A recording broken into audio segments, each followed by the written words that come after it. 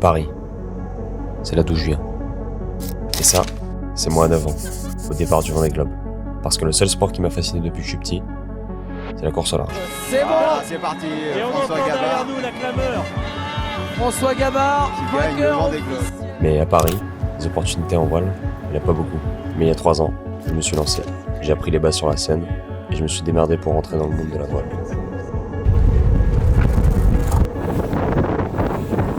Parce que j'avais moi aussi envie de lancer mon propre projet de course au large. Je vous le disais en titre, Ancelin Depré compte participer à la Mini Transat. J'ai décidé de pas faire comme tout le monde. Et au lieu de préparer mon bateau sur le littoral, j'ai décidé de le préparer ici, à Paris.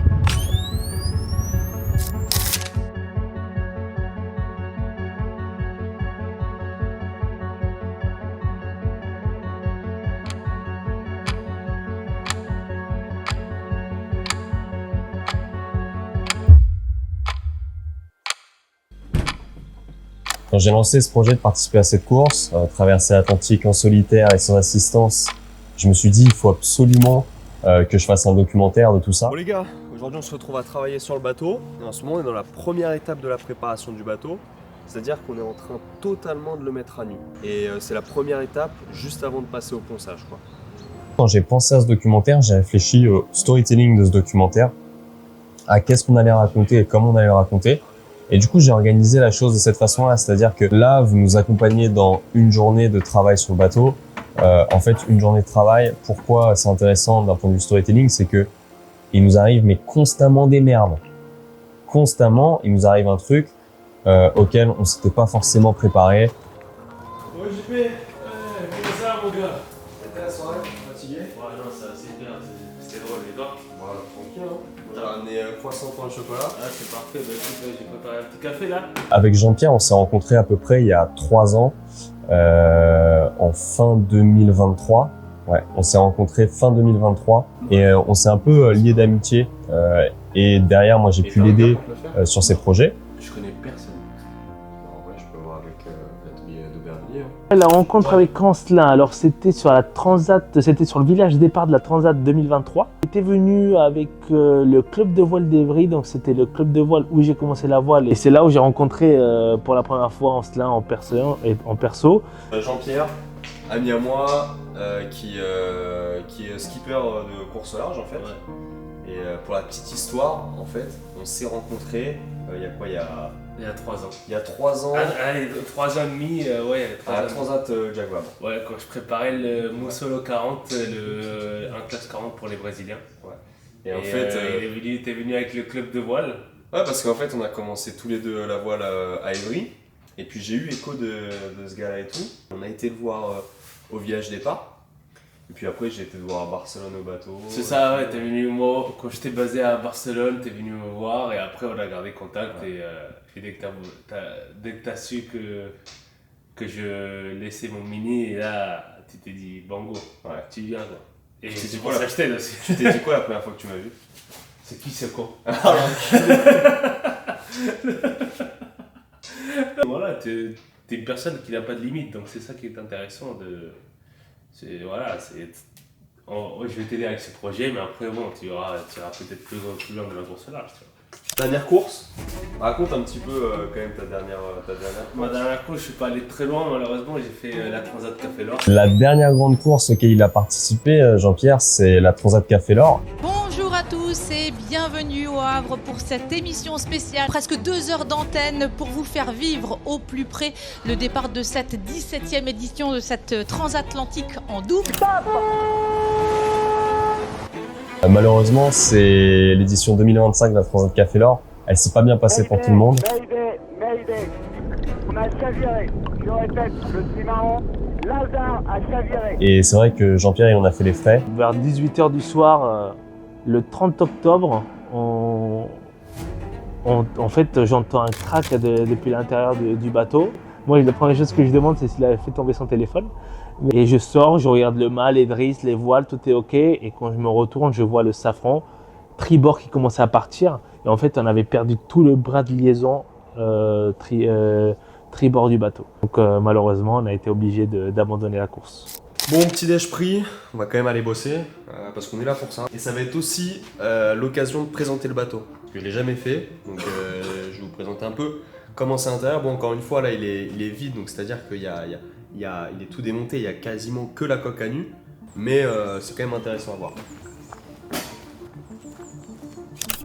Donc voilà, le Proto 385, donc mon voilier de course. Donc là, il est sur son berre de travail. Donc bon, on voit bien le tirant d'eau de 2 mètres, hein, c'est quand même assez impressionnant. Alors le bateau que j'ai décidé d'acheter, c'est le Mini Proto 385. C'est un assez vieux bateau, il a 22 ans. C'est-à-dire qu'il a quand même un parcours derrière lui. Il a traversé 3 fois l'Atlantique en course. Et l'idée avec tout ce projet-là, c'est un peu de le réfitter, de le repréparer. Bon, rentrer dans le bateau, c'est toujours une épreuve. Ce qui prend énormément de place là, juste devant moi, en fait, c'est le système de quille pendulaire. Et pour se rendre compte, voilà, donc ça, c'est les parties, on va dire, confortables du bateau. Donc c'est ici qu'on se repose, c'est ici qu'on dort, quoi. Sur le papier, le bateau d'Ancelin, c'est un point fort parce que bah il a fait 3 mini transats. Tu vois, et comparé à un bateau neuf, t'as un bateau, bah il est stable, il a pas besoin de faire des essais de machin, il a du matériel qui est fiable. C'est un bateau qui est ancien, donc tu peux voir à quel endroit c'est usé, réparé. C'est une vraie bibliothèque son bateau parce que ah tiens, ce bateau là, ah mince, il a une fissure là. Pourquoi il y a une fissure là? Donc le bateau d'Ancelin, c'est un bateau qui est chargé d'histoire, qui a un énorme rétex. On parle souvent de rétex en entreprise. On a un gros retour d'expérience sur ce type de bateau.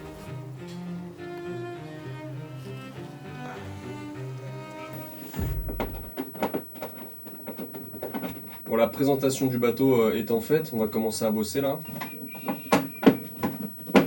Actuellement, on est dans la première phase de préparation du bateau. On a reçu le bateau à Paris il y a 2 mois. Et la première phase, qu'est-ce que c'est? C'est de démonter tout ce qu'il y avait sur le pont, donc tout ce qui est accastillage, poulie, taquet, de tout retirer pour avoir un visu sur la coque. Et en fait, c'est vrai que travailler sur le bateau, c'est très vite compliqué parce que la cabine du bateau est très petite, tout est exigu. On bosse mais vraiment dans un sarcophage à l'intérieur. Tout est super exigu dans le bateau. Ce qui fait que le moindre écrou qu'on doit retirer, on est obligé de se plier en 4 là. Tu peux me le tourner pour voir c'est lequel? Ok. Bah moi là je te le garde. Il sort pas. Sors pas? Ok. Maintenant tu vas aller au milieu, à droite. Ok.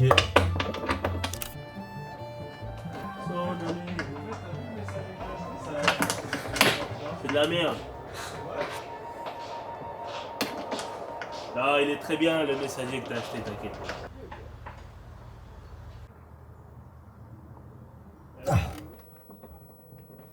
Tu le vois tourner toi de l'autre côté, JP? Non. Mais je vois que ça se descend un peu là, donc oui. Ça se dévisse un peu? Ouais.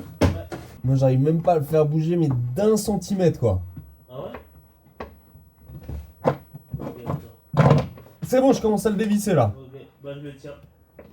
J'ai l'impression que ça fait un petit moment que je suis ici. Moi, je sais que quand je bosse sur le bateau, ça m'arrive de rester en fait, mais vraiment 1 heure, 1 heure et demie, juste comme ça, serré, comme dans un cercueil, en train de dévisser, mais le tout petit boulon. Ah. Ça s'est barré là? Ouais.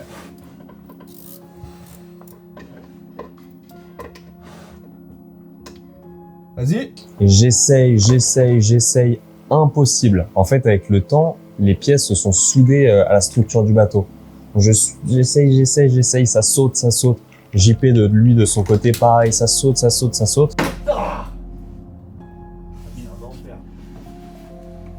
à chaque fois, ça me nique là en fait. Ouais, mais non, là il y a un problème. À ce niveau-là, là. T'as vu? Sinon, on se rachète des balconnets. Hein. Et je la coupe. Parce que moi, dans ma caisse à outils, j'ai une scie. Sinon, on se rachète des balconnets, ça coûte cher. Je sais pas. Je me dis, je vais quand même pas scier mon bateau, quoi.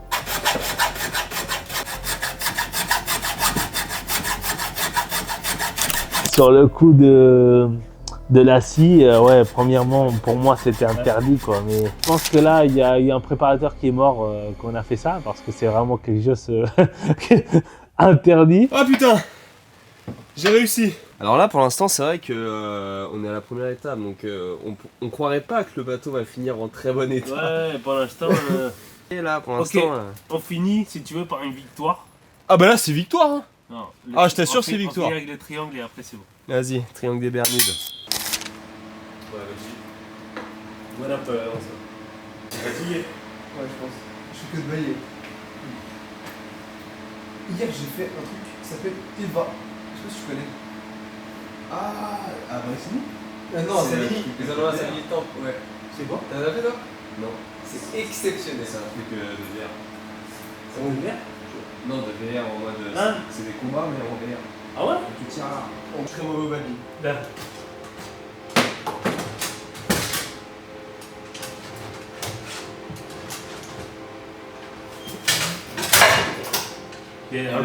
Et de deux. Allez, le dernier. Et on n'en parle plus. Attends. Oh!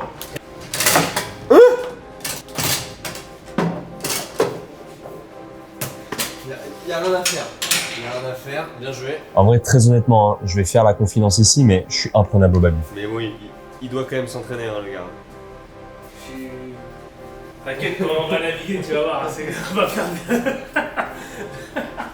Je suis très fier vraiment d'avoir réussi à être accompagné sur ce projet-là. Je suis très content d'avoir JP en tant que mentor et qui m'aide beaucoup sur ce projet-là. Je suis très content d'avoir convaincu Arthur de me rejoindre pour le côté, on va dire, architecture navale. Pour te présenter un petit peu, aujourd'hui je suis avec Arthur, qui est architecte naval sur le projet Rayonne sur l'océan. Sur la phase inspection et remise en état du bateau, moi je vais intervenir pour répondre à toutes questions, donner les méthodes de vérification structurelle également. Au fur et à mesure du projet, ça aide d'apporter soutien également sur tout ce qui est navigation, performance de navigation. On va essayer de définir ensemble une sorte de cahier des charges en fait, du bateau. On va regarder, ok, j'ai un Mini 650, mais je vais faire quoi dessus? Mini Transat, oui, mais quelle place? Quel budget?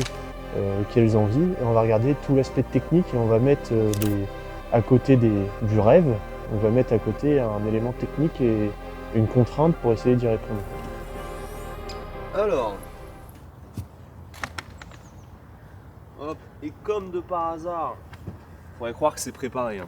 Voilà les voiliers, édition spéciale sur la Mini Transat. L'objectif, c'est clairement que dans 2-3 ans, on fasse la une de Voiles et Voiliers, quoi. Avec ce magnifique Proto 385. C'est l'objectif. Hein. Je suis super content avec le choix d'avoir ramené ce bateau à Paris, de l'impact médiatique que ça a pu avoir. C'est super cool déjà d'avoir de relayer ce qu'on fait sur des médias, on va dire, traditionnels. On a pu aller toucher des médias comme Le Parisien, France 3 Île-de-France. Je vous le disais en titre, Ancelin Depré compte participer à la Mini Transat. Le jeune homme de 22 ans, originaire de l'Essonne, se prépare avec un skipper professionnel, Flory Castin, Philippe Aliès. J'ai suivi les grandes aventures, les grands marins, les moitessiers, les personnes comme ça, les tabarlis. Et c'est que, en étant passionné, en fait, ça nous donne la force et l'envie de, on va dire, suivre leurs traces. Je suis très content que sur France 3 Île-de-France, sur le JT, il y ait eu 2 minutes accordées à la voile. De prendre le large pour un départ en 2029. Bon. Allez, on retourne bosser. Même s'il fait beau aujourd'hui, de base, en fait, on devait bosser sur le mât, mais même s'il fait beau aujourd'hui, enfin, la pluie s'est calmée, on va pas bosser sur le mât. On va laisser ça pour un autre jour. Parce que, en fait, on a tellement galéré à démonter ce matin, et puis là, on va continuer cet après-midi. Ouais. Mais, ouais, c'est trop galère. Hein, Ouais, trop risqué. Ouais. Allez. C'est parti. Un maximum de plaisir. J'ai les lights, on les a laissés là-haut. Ouais.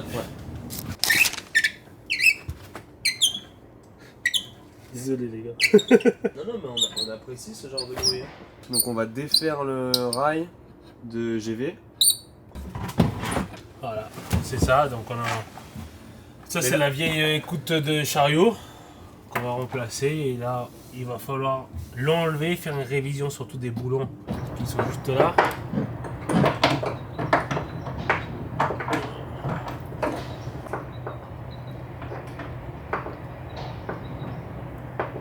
commence pour l'après-midi, c'est le démontage du rail de GV. Donc c'est au niveau du tableau arrière. Et en fait, c'est une partie avec le temps qui se prend beaucoup d'eau de mer. C'est-à-dire que le problème qu'on a eu le matin avec le chandelier, on le retrouve l'après-midi. J'avais imaginé l'exercice un peu différemment. Hein.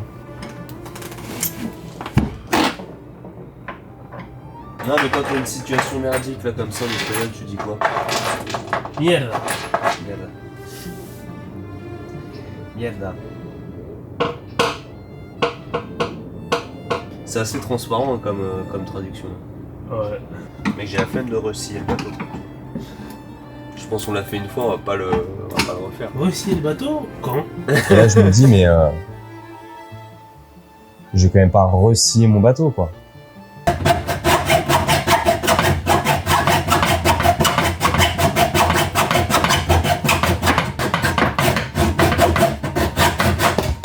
Voilà. Ok, déjà psychologiquement là, ça soulève. Donc là, si on tire fort, mec, il se barre. On le descend. Ouais. T'es merde. Moi, je pense au storytelling. T'es merde en fait, allez. Putain. Je prends les nanos. Ok, donc les deux bloqueurs.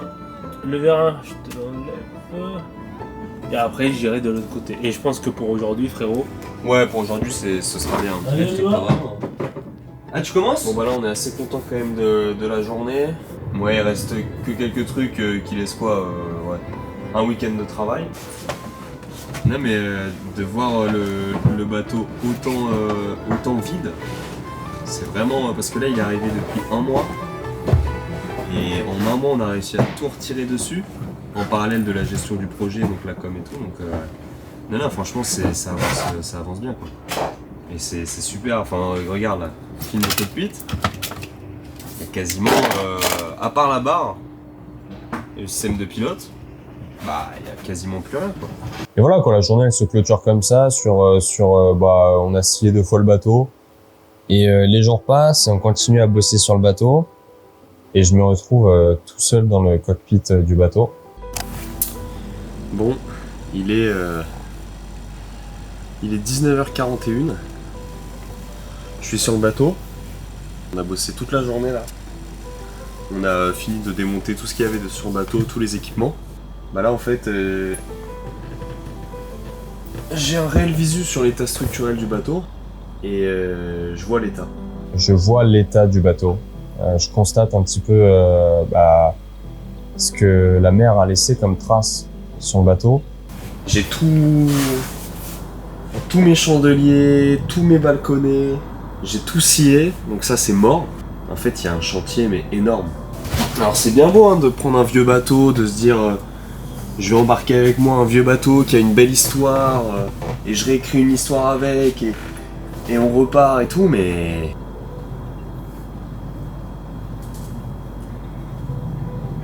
est-ce que en fait ce projet est viable, quoi?